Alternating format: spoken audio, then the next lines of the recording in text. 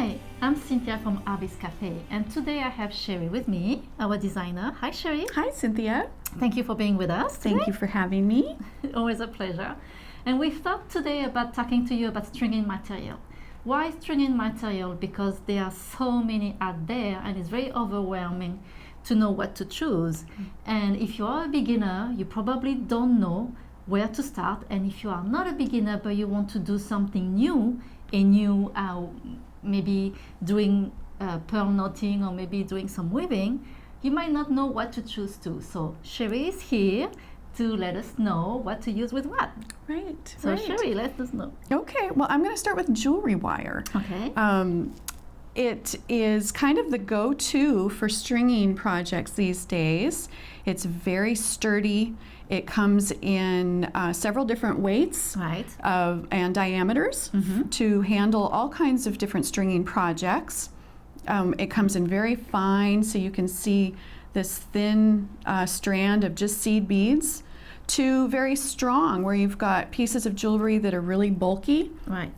To just right in the middle for basic pearl stringing and simple strand necklaces. So when you want something like you have stone, something heavy, you want to use the one that has the heavier number. Exactly, as long as it'll go through the bead holes of the beads that you're going to use. So that's something else to keep in mind. That's true. Is the thickest you can use and still go through the bead holes is kind of the rule of thumb. Okay. It also comes in beautiful colors now.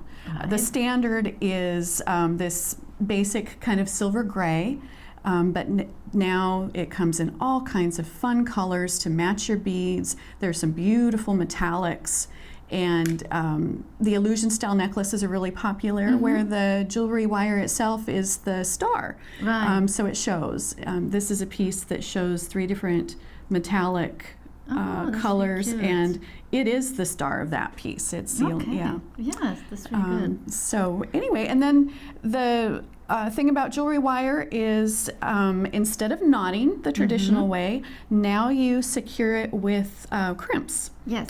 And that's what these are. These are little crimps, and you use a pair of crimping tools to secure them. Right. And one thing we would like to show you too is we have those crimp tubes, so we're going to just crimp very quickly, but it's how to use a crimp cover, because sometimes you don't want to see the tube, but you want to see a bead. And I have my way to do a crimp cover, and Cheri has her ways. So let's do together. Okay. So I'm going to do mine first, and it's very simple.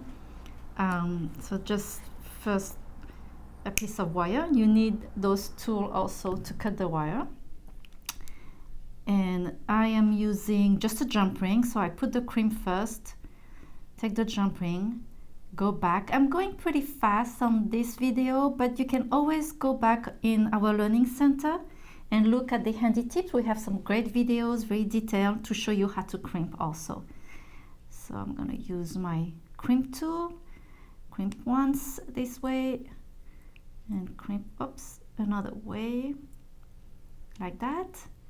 Now I'm just cutting the wire, and sometimes it's okay to leave the crimp tube this way, but sometimes you really want to cover it. So then you take the crimp cover, and I just put on my finger, and I slide the crimp tube in it. Okay, like that. So I have my crimp tube inside, and I'm just taking my flat nose pliers, and I just squeeze together and make it as a bead. So that's the simplest way to do it, like that. Nice. Okay. Yeah, looks like a nice bead. And you have another way, and I was very surprised to see that. Okay, so same thing. We're gonna take our jewelry wire and the crimp. Jump ring. Okay. So you crimping is pretty much the same as I did. Crimping is pretty much the same, yeah. And again, please look at our learning center. We have some great videos to show how to do this. It's very easy. And then the other.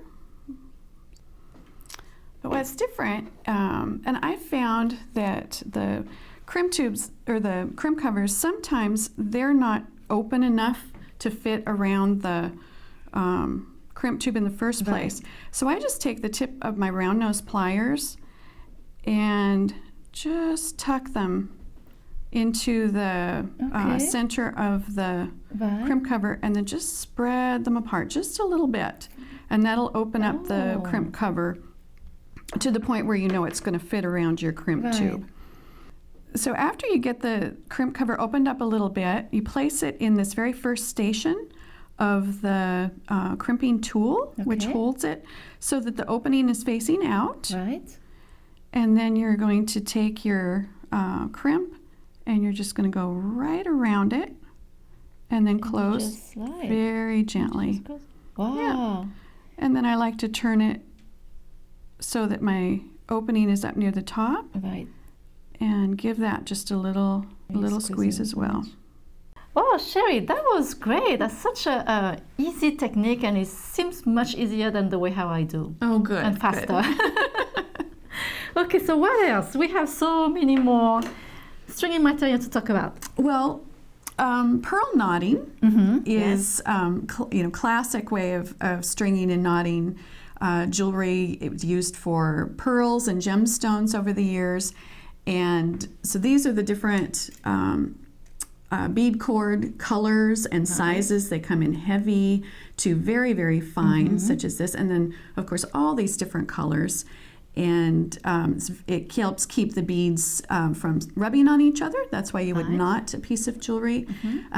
Gives it that classic look. But also, sometimes you just want it for, color. And so like on this piece, I put red through there with red knots just because I wanted the texture and color. The scarves too, what is really neat is you already have a needle that is included. So you don't need a needle, it's right there already. Which allows, you don't have that double layer of thread going through your beads. Pearls very often have small holes.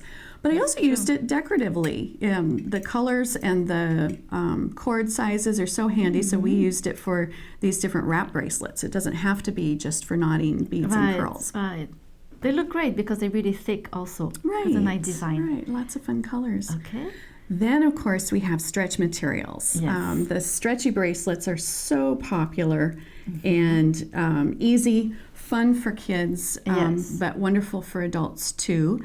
And so there's a variety of different stretch materials. Elasticity and Stretch Magic are clear and easily knotted. They also don't require needles for threading. So super easy for kids. You can just stick that cord right through the bead and load it up and knot it, and you're good to go. And I think that's the first stringing material that we use at the beginning is the Stretch Magic, and because it's so easy. Yeah, super easy. There's a third one, Ilonga, and that's a very soft material. It's a wonderful stretch, but it does require a needle. Oh, okay. Nice. Then we get to the threads. Thread as you would normally recognize it. We have KO brand and Nymo. These are wonderful polyester threads, and they're wonderful for loom weaving, bead stitching, bead embroidery, all those kinds of stitches. So all these pieces have been done with thread like these. KO is a very heavy thread, very durable. And they have a slight wax to them, so they slide nicely through the beads. And we all have our favorites too. So you have to experiment with different one and see which one you prefer. It's all about how it's weaving, how it's slide, and we do like KO thread. We do. It comes in so many colors, and so you're always, if thread's going to show anywhere, it's nice to know that you've got a color that's going to go with.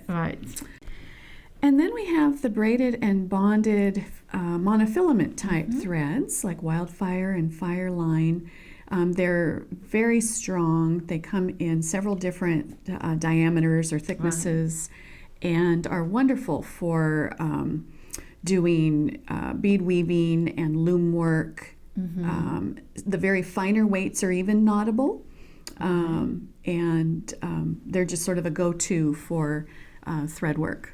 Yes, and I have to say I prefer to use these than a thread because they're much stronger, but they're still pretty flexible. Very flexible. So it's a really nice material for doing weaving, bead weaving. Really Definitely. like And the illusion cord in the front Right. comes clear, very transparent. It's almost invisible and great for doing crochet where you don't want to see all the threads. It allows the beads to shine. Right. Yeah. Oh, good. Well, So, thank you so much. You're That was a welcome. lot of information, a lot of things to show. Thank you for explaining all of this to us. You're welcome. And I hope you were able to figure out what you want to use for your next project. So thank you again, Cheri, Thank for you. being here.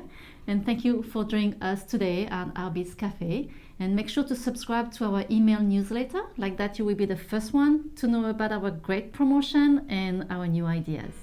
So thank you. Merci. Au revoir. À bientôt.